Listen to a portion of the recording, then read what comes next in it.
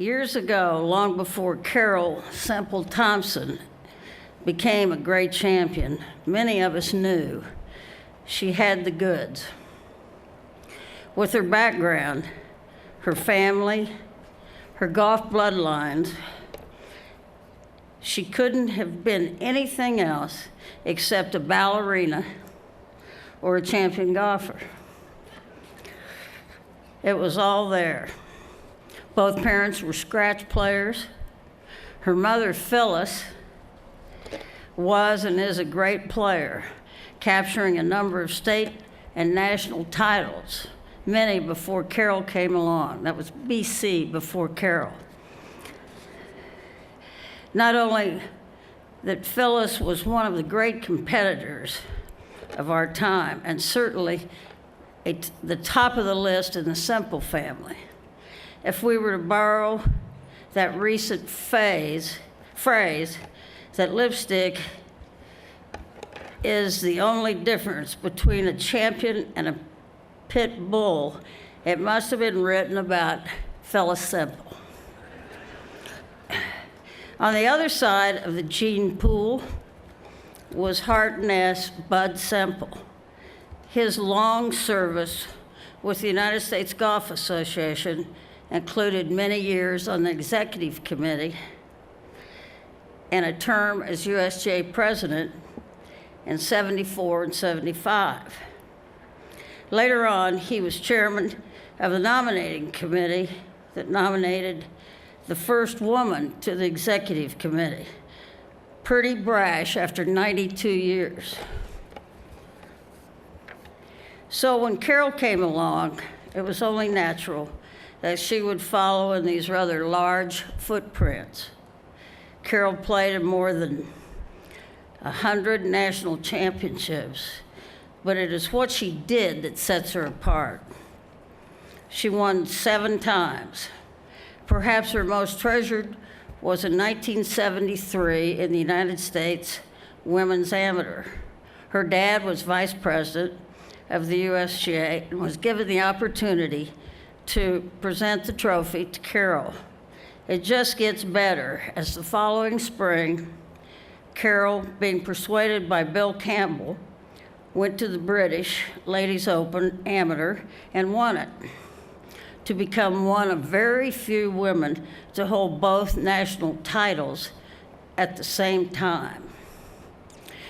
She was then named to the 1974 Curtis Cup team, the first in her record of 12 experiences on the team.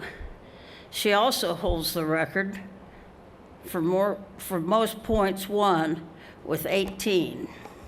Since her first great victory in 1973, she ran the table. She won the U.S. Women's Mid-Amateur 1990 and 1997, and she won the Senior Women's Championship a remarkable 4 times in a row. Her induction in the World Golf Hall of Fame is a fitting tribute to Carol's skill, sportsmanship, and love of the game. I am honored to present to you Carol Semple Thompson.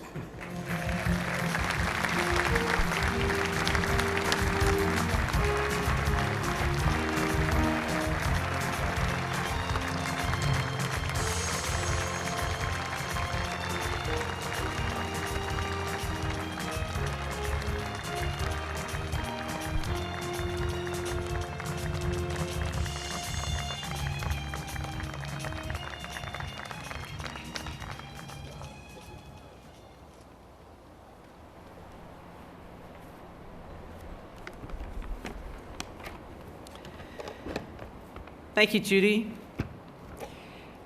And thank you to the Hall of Fame. This is an incredible honor to be joining the elite of the golf community, 120 amazing people, 125, 126 at the end of this evening. It's incredible. I certainly want to add my congratulations to the wonderful class of 2008, Pete Dye and Alice. I think of them as a true team, great friends. Sir Bob Charles, the right-handed lefty, with a great record. Herbert Warren Wind, a fabulous writer, a real genius in my mind. And of course, Denny Shute and Craig Wood, two gentlemen I wish I had known, but they certainly paved the way for those of us who came later. I was given some advice for a commencement speaker a couple of years ago, which I think is very appropriate for a Hall of Fame speaker, and that is to think of yourself as the body at an Irish wake. They need you in order to have a party, but no one expects you to say much. I'm blessed to be involved in this greatest game, although I must say the acronym that I've heard applied to it is GOLF, Game of Lifelong Frustration. And I certainly can feel that at times. Just in my life, I've seen great changes.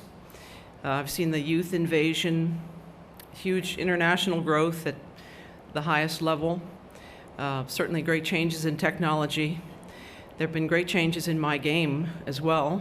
I take a lot of Advil, some glucosamine, chondroitin. I stretch a lot. I worry about the second putt before I've hit the first. But there's no change. We know all of this, and it's why we love the game. There's been no change in the honor, the civility, the fact that you play against yourself, that you get to play on diverse venues. It's just quite a game.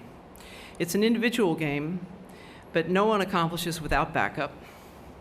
I was blessed to grow up in Western Pennsylvania. My second home, Allegheny Country Club, was always so supportive. The membership, the staff, I can't say enough about all of them. And then there have been the members of my family. I can't say enough about my husband, Dick Thompson, the love of my life. He's been enjoying my celebrity status. He's created a graph that shows increased cocktail invitations. He expects to get a lot more Christmas cards this year. He really would prefer to get fruitcake, but we'll probably have to settle for the Christmas cards. And of course, my mother has been on the golf course every step of the way with me. She's not pushy exactly, she's just competitive. They have slightly different approaches, my husband and my mother. When I lose, if they're not there, I call home. I always call Dick first because he says, "Darling, it's all right. Don't worry. I love you. Just come home." And then I call my mother. And she says, "Yep, I know. You lost the first 3 holes again, didn't you?" I think the last time I called her, she said, "Don't tell me. I know you lost the first 6 holes that time." So, and certainly my father has been with me in spirit.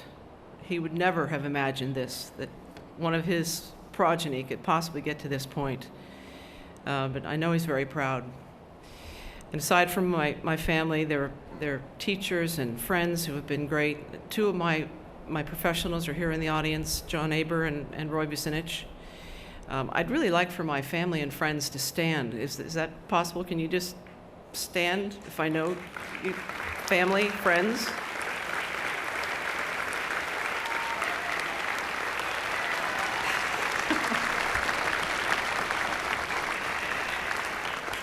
I thank you all for coming. It's wonderful to have you here, and it means a great deal to me. When I was growing up in the 60s and the 70s, it was still very cool to be an amateur. And my idols, of course, were talented women with triple names. There was Joanne Gunderson-Carner, there was Helen Siegel Wilson, Dot Germaine Porter, Peggy Kirk Bell, Marlene Stewart Street. I mean, I was desperate to meet Dick Thompson. Finally, it was a miracle when he came along and I got to be Carol Semple Thompson. This game has given me such a wonderful life of friends and travel. I would never have thought this evening was possible.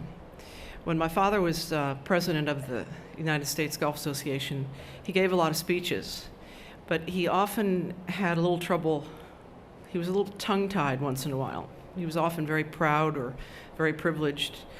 to present something, and he ended up saying he was privileged. So that's my word for the evening. I'm certainly privileged to be here, to be gaining entrance to the Hall of Fame. And thank you all very much.